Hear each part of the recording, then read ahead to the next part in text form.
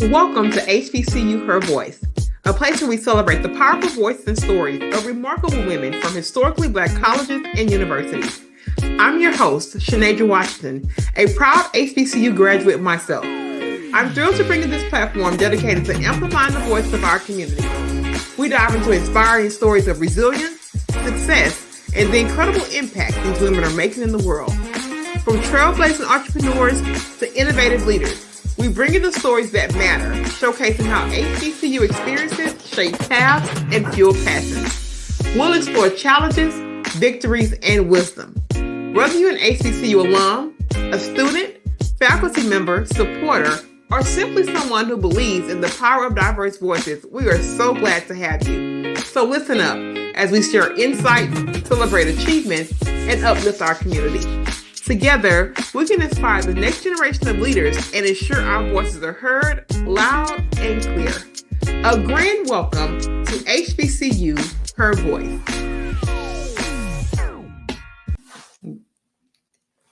Hello, everybody. We are back with another amazing episode of HBCU Her Voice. I'm your fabulous host, Shanadra Washington, and I am joining you from the beautiful Houston, Texas. And like no other, we have a fabulous guest on today. Now, y'all know on the show, there's times where you like, she acting a little bit funny. And this is one of those times because I have a fellow alum. And not only that, my actual roommate, we ain't gonna tell all the tea.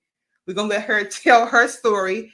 It's amazing. I'm so happy to have her. And I'm just gonna kick right into it. We don't do long intros. We want to hear what's going on. And this lady has some information I know we need to hear. So without further ado, I'm gonna bring her to the stage. She's gonna tell you her name, where she's calling in from. We say calling in, but maybe I should say streaming, right? This new age. So where she's streaming from, and also her story. Let's get into it. Well, thank you for having me, Romy. Hey, girl. Hey.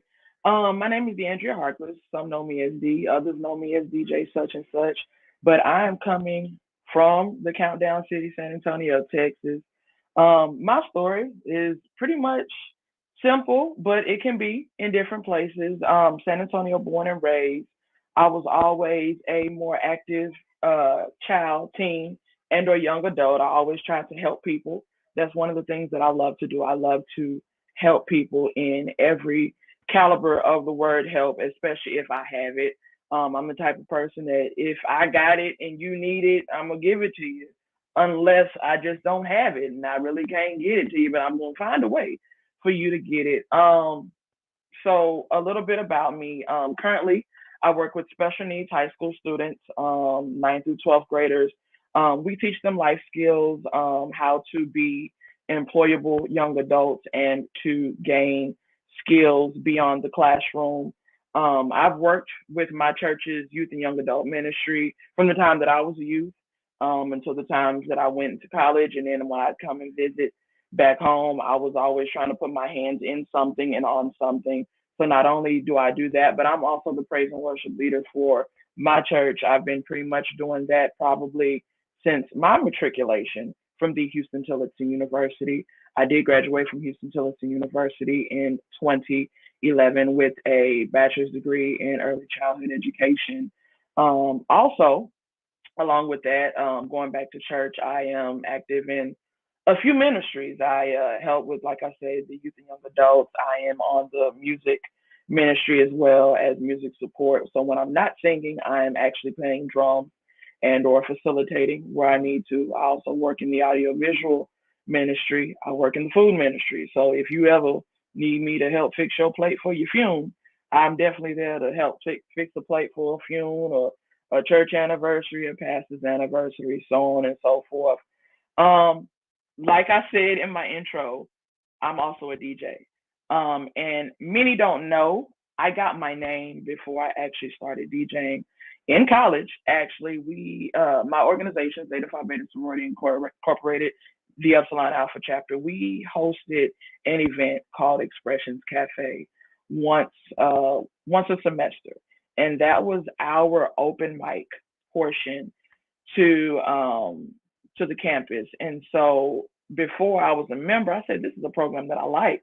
And so when I got in the organization, I said that's going to be a program that I want to continue on and add my little sauce, my little flavor on it. And I will never forget, I hosting an event. They said, you know what, you sound like a DJ on the late night radio, and they said, you know what, DJ such and such. So the name was always in my head, but I never let it stick.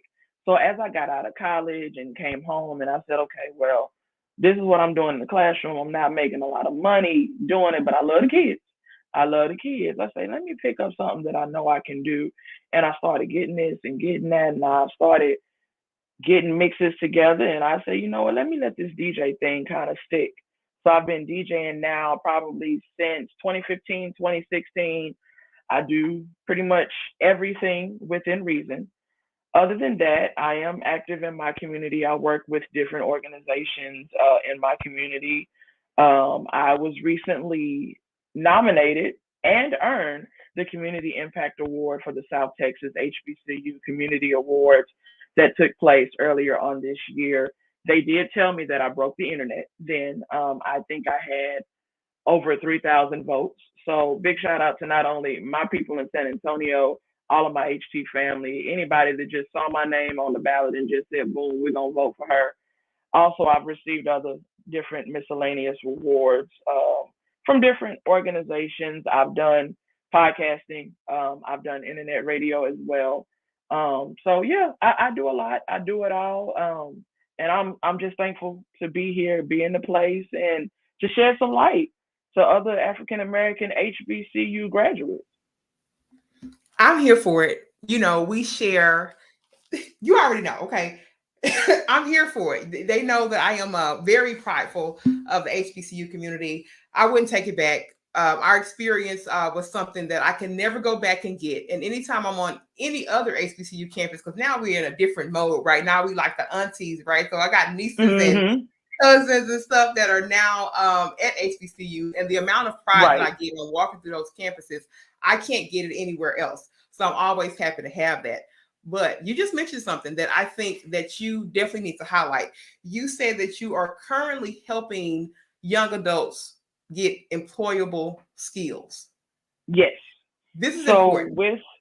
This is very important. I want you to touch more on that. And I want you to touch more on those skills, or those top 3 skills that you're seeing that's definitely needed, or maybe there's a void in terms of them being employer ready. So, of course, with me working with special needs high school students, a lot of them may not ever be able to work a real job like you and I. So the program that our district has is called like the Adult Years Program. And what we do within that program is our campus, as well as other high school campuses, has different partnerships with different organizations in the city.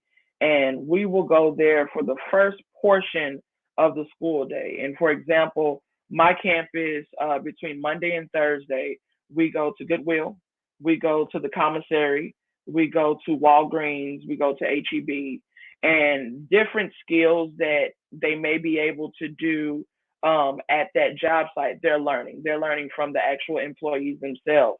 Also within the classroom, we're showing them, how to fill out an application, knowing your social security number, knowing your phone number, knowing your address. And this even goes beyond special needs students. I do mentor some young men and some women, young men and young women. And, every now and then they'll come and say, hey, Ms. D, I need help. I don't know what to do, but I need a job. Okay, well, let me help you with an application. What do you want to do?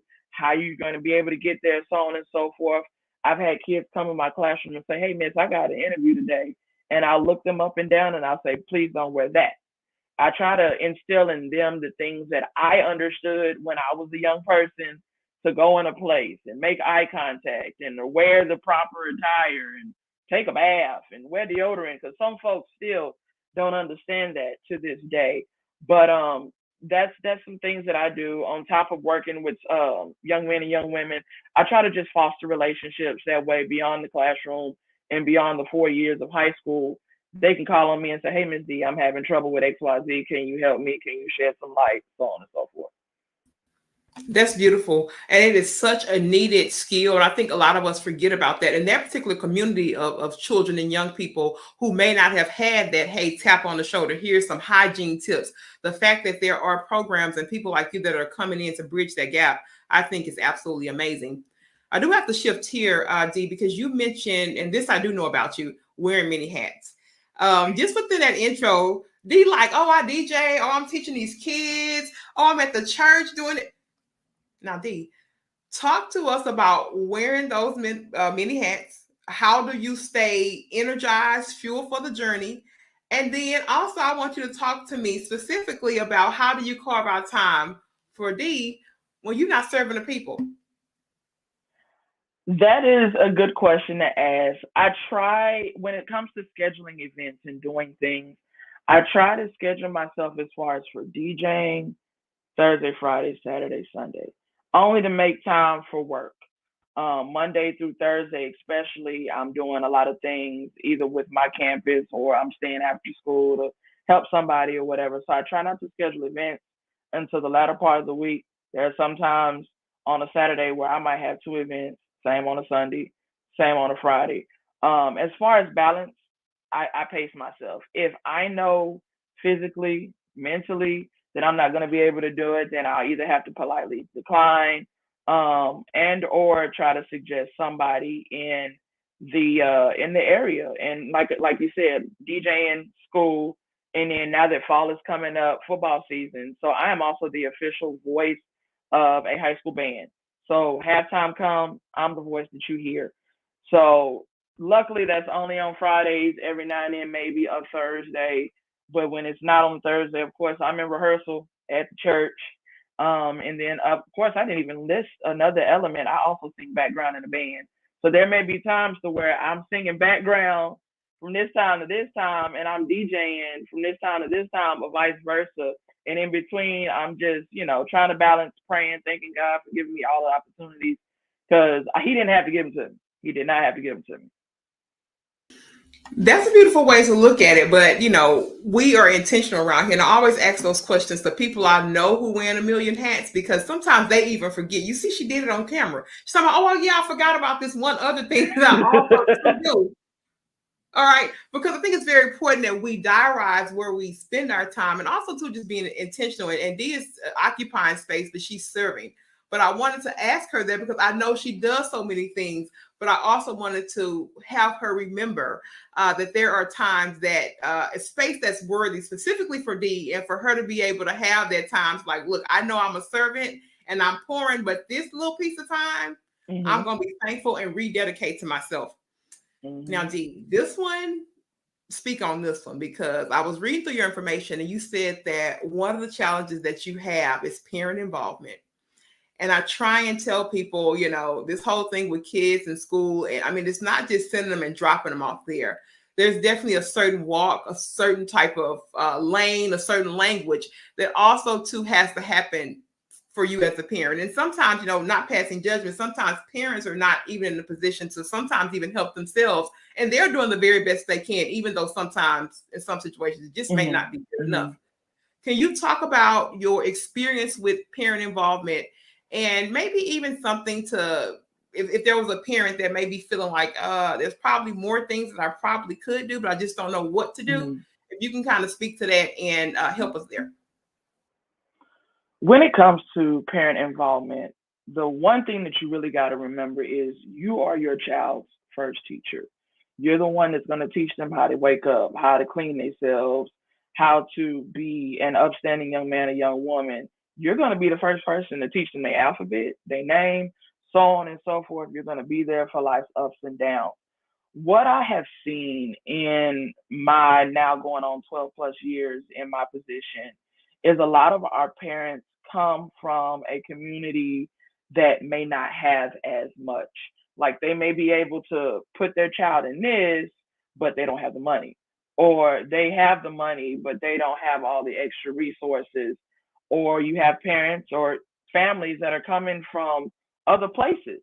We're in a time where we have a lot of people coming from different areas, Honduras, and different people migrating here due to hurricanes or due to floods or due to so on and so forth.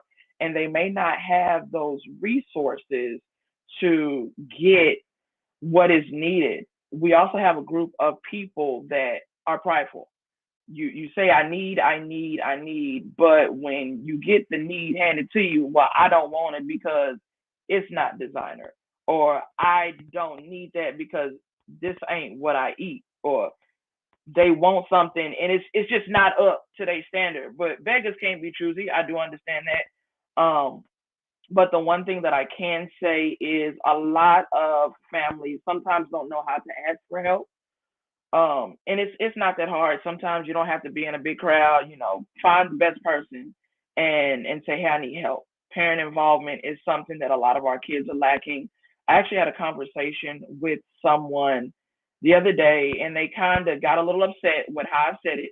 But I simply stated we are dealing with a generation of young men and young women that came from parents that are not parenting. They're now acting like their child's friend. And I know when me and you and some other listeners and or watchers, they grew up during a time where your parents said, I'm not your little friend. And a lot of these parents are now saying, well, they can do whatever. They cussing with their mamas, they cussing with their daddies, they cussing with their grannies, so on and so forth. And it's like the levels of expectancy are not there. So I think that's where we've kind of like got lost in the sauce a little bit, because the roles are now equal when they should not be as equal for parent and child, if that makes sense.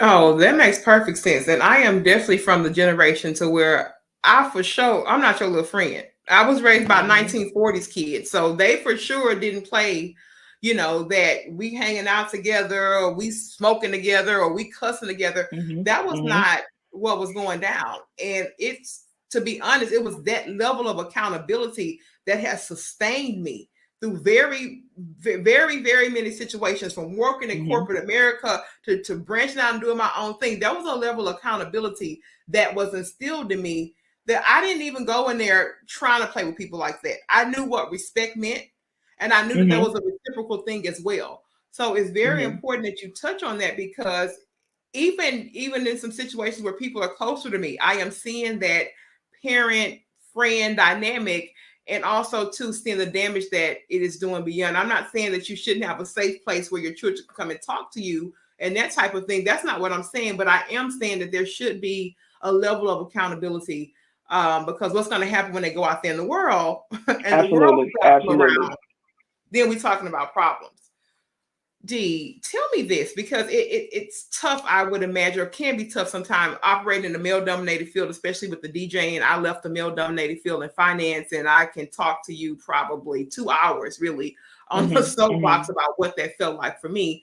I want you to talk about navigating that male dominated field, and then just come behind that and tell me about authenticity and what that means to you, because they may actually have some ties. Okay. So being in a male dominated field, it can be intimidating. I think I'm not going to say I think, I know when I first started out, it was kind of hard for me to like get in spaces if no one knew me. Not saying that I'm still in the spaces now. I'm still trying to get in spaces that I haven't been in yet. The one thing that I had to understand, and it's something that I always do, is remain humble. You never know when you're needed. You're never knowing who's watching when you're at an event. I've done multiple events where I never knew who was watching, and I've been able to have opportunities that I wouldn't even have asked for, but I'm thankful to have it. One thing that I have done over my years is connect. You might get intimidated and hear, okay, well, his mix is good and their mix is good, but what can I do better? How can I add my sauce, my flavor? And I'll never forget, I was at an event one day, it's been a few years back, and it was an event for actually somebody that's from San Antonio but lives in Houston, or is like in between. She had another female DJ. And I kind of got intimidated at first because I was like, hey, I do all your events. And then you had another female DJ. But what I learned is to remain humble and make friends. And so I made friends with different DJs because I never know when I'm going to be out or she's going to be out. Make friends with those of like-mindedness, because not everybody has a like mind. So I make friends with a group of like-minded DJs, and I have a group of female DJs that I can kind of lean on as well. All of us are different in our own way, but if we need each other, we do stuff for each other. And even male DJs, kind of, build your own friendships, lean on each other when you can, learn from each other, because that's one thing everybody doesn't want to learn. Some people want to take the easy way out, and it's not going to always be like that. When I started, like I felt like I wasn't the best, nor do I feel like I'm the best right now. What I did in the beginning was I watched over shoulders. What is he doing? How is he doing that? How does this sound? Or I'm trying to create my own mind. Now, mind you, I love music. Love music. So I hear music sometimes in a different way. Like, you can play a song and I'm gonna say, okay, well, that's the original song, and they sampled it from this. And how can I blend the two together to merge and make a different mix? So it all just depends on your knowledgeability of music, or how you want to sauce it up, and just make it your own.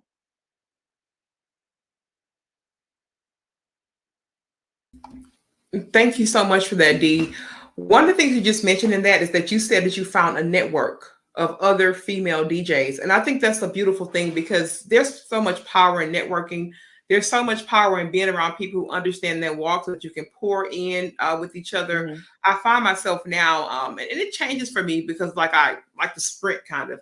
So I find myself having to look for those networks more regularly than I have had to do in the past, with trying so many different things. But what the goal is there is that those communities can be so transformative because sometimes when you're trying to talk about these problems to people who just don't have a clue or really don't Mm-hmm. even have an interest, it can be really tough in navigating that. So thank you for sharing that. I want to talk to you a little bit about Houston Tillotson. I want to Oh yes. know I want to know what influenced that decision. Did you already have people that had gone there? Did they come to the school and recruit you? Or how did you get introduced to our beautiful and perfect alma mater? So HT was not my first choice. My first choice was actually Texas State, and I had applied to Texas State, got in, and then I had got a letter probably prior to move in, stating that the freshman class for that year was entirely too large. And in order for me to be a Texas State student, I would have to attend um, whatever school is in San Angelo State, for a year before I could be considered a Texas State student. And after touring Texas State, I said, yeah, this is just, it's too much. It's too big. It's too much walking. It was giving lazy in my opinion because I didn't want to do all of that walking. But something said to me, keep applying. And when we went back home that day, it was me and my parents, and my mama said, you know what? Granny went to Tillotson. And I said, okay, well, let me look at Tillotson because it was still Tillotson then. And I started talking to other people at my church, and they went to Tillotson. I said, well, you know what? Let me look up Tillotson, not knowing that it had changed to Houston Tillotson then. So I looked it up. I said, you know what? Let's go ahead and apply. And maybe a couple of weeks later, I got approved to, got accepted. And so I think school had just got out earlier that May, and I had went like the following Friday after graduation that May of '06, and me and my mom went, and actually one of my other roommates from freshman year, we both came down at the same time. We toured the campus, and I loved the quaintness of the campus. It wasn't too much walking. It wasn't 50, 11 buildings. It was enough buildings to be considered a university. Everybody knew everybody. Your professors loved you. To this day, I still think about some of my professors and how they went to bat for me and some of my other classmates in certain situations. We, as a Ram family, looked out for each other. If we knew that one person was struggling, we gonna help them out. If we knew that somebody needed something, they were gonna help you out. Even when it came down to probate season, everybody kind of knew, like, hey, we gotta support. We gonna make gifts. We gonna be there. or even just simply as sitting on the stoop, because we had many a night where we've all sat on that stoop in front of the girls' dorm, in front of the boys' dorm, and just had like our own little family reunion. HT is a family that I love, that I have, even to this day. They still call me, hey D, we need you for XYZ.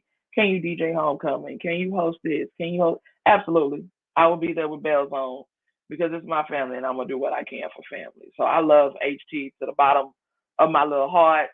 And HT has done so much for me. It brought me out of my sheltered shell that hadn't done much to flourishing into this personality that I am today. That is so beautiful, and everybody know about the stoop. You know, I was in a library crew. I used to be out there with. We ain't gonna say their names, they're not on the show. With my little library crew. But listen, D, I'm gonna get them on the show with the little library crew, or whatever. And to see us now in different phases of life is just absolutely crazy. Because it seemed like yesterday we were just on the stoop. We were just in there doing the things that we like to do, going to the student union, and just having like such a different life. And it seemed so far away, but it was definitely a time for me too to. Because I was sheltered, right? I was, you know, at home in Houston. So for me, having to come, it was 2 hours away from Houston and doing something different. I could have been in a better place because of that community that you talked about. Like I had a teacher that would call me before I went to Houston and say, you better get on that road before it get dark. Have you filled up your car? And that is something that you can't get in a lot of places. So that idea of my teachers looking out for me, it happened. And not only on one occasion, that was the vibe in the life. So when I talk about that place in that community and leaving that and having to transition to a different part, you know, of my career after college, I always talk about that abandoned feeling that I felt when I had to go into the real world, because they gave us such a community. Now, Z, you got to spill the tea. Was I a good roommate? Child, I was. Yeah, I had to make sure that I was always quiet, because I didn't know if you like noise. I didn't know a lot. So I always tried to tiptoe around. If you were asleep, I knew not to come in and make a bunch of noise. But you was a good roommate. You ain't gave me no problem. You didn't eat none of my food without asking. So you were a good roommate. That's the first time I've been able to ask that, because I always like to, because my demeanor, even now, like people, once they get to know me, I'm like, girl, like I didn't know this was you. Like I'm like loud and bubbly and stuff. But my demeanor can be sometimes like, just because I was very studious and things like that, you know, I had to massage it. But look, y'all see, I've been pretty good for a while. She said I ain't eating none of her food. I wasn't in her clothes, because, you know, we got some roommate horror stories, you know. Child. It was none of that foolishness going on, and it was just funny and laughing times. We even had some other young ladies in the same kind of suite with us. We never had any problems. We never had any of that. So I am really blessed to say that during my time at Houston Tillotson, I made it out with no roommate drama. We did not have no drama. Now, at first, I thought you was going to say something them nights I kept coming in late, but you was dead to the world.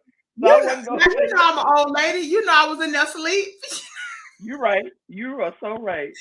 They know I was in college, y'all. I didn't do anything. I didn't hardly go to no parties. You either see me in their lobby or in their room. That was just my personality. It still kind of is now. You get to see more of it because I found a way to kind of put it into places. But I still be overwhelmed with the social stuff. I still, you know. You got a little just a little tism. A little social anxiety.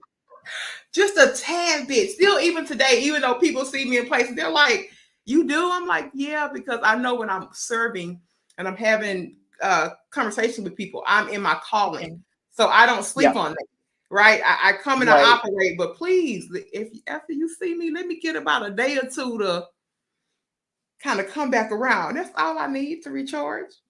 Yeah, so we're gonna give you this final question. And then we're going to after the final question, I'm then come back and I want you to, of course, let people know where we can find you and everything. But this final question is just for you to just reflect on about your idea of success, and then what that next thing or those next things that Dee wants to do in terms of future milestones. Okay.